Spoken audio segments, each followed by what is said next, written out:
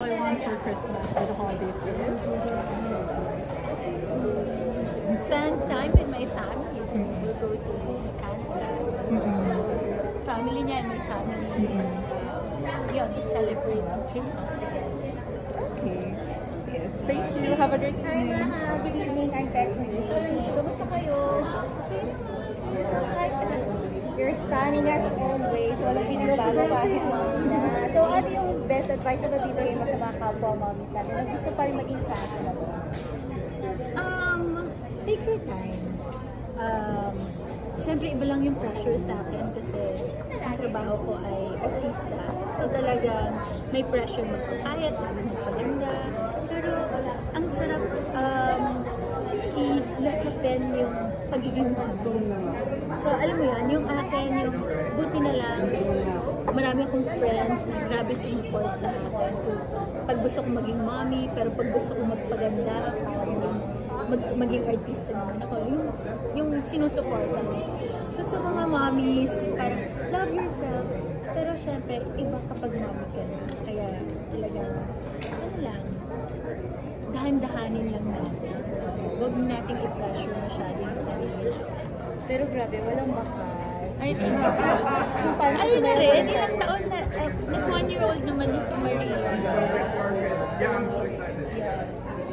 By the way, can you please describe your outfit in 3 Filipino words?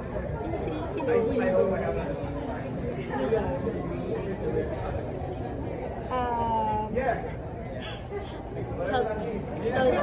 Yung asawa ko na lang, na ano ako daw. Nahirapan ako nung bigla. Ano ba? Sabi yung English kami magtataga. Oo nga eh. Lang namin, mag-Ilocano ng ano. Parang inaanap ko tuloy yung Tagalog. Collaboration. Ng collaboration. Kasi ano, it's a collaboration. So, it's a collaboration sa isang dalawang classic na designer. So, my skirt is created by Mr. Ron Cortez. And my corset naman ay walang iba kundi si Bonita Penarano. So, collaboration between sa dalawang magagaling na Filipino designer, which is, I'm honoring them tonight.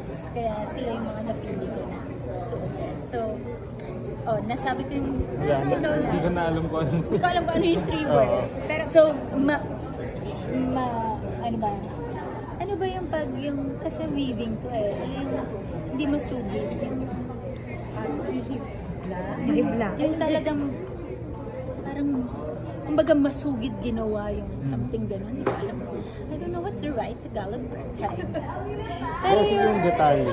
Oo. Detalyado. Detalyado.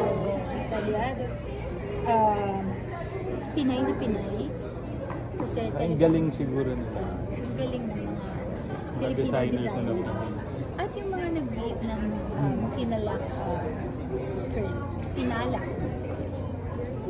Are you team nag-uulit ng damit or hindi? Nag-uulit nga ako ng words. Damit pa kaya. Miss Maha, anong masasabi niyo sa bagong teleserye ni Kat Bernardo? I'm excited for her. Diba? At least, nagbabalik. Kayo po, kailan babalik? Ha? Kailan po kayo babalik sa pagdating? Sana soon. Kahit na kasi. Abangan na. Thank you. Thank you, Miss Maha. Sa Mambo.